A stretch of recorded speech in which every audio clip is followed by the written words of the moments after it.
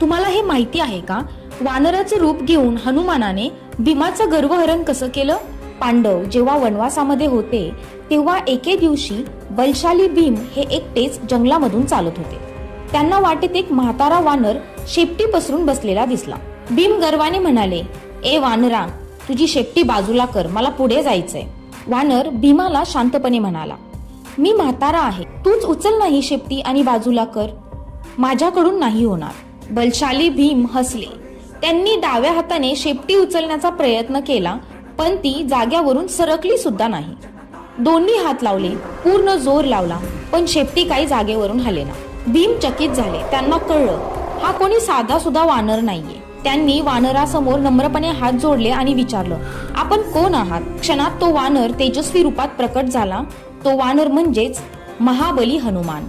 हा व्हिडिओ आवडला असल्यास कमेंटमध्ये महाबली हनुमान की जय लिहायला विसरू नका. थँक्यू.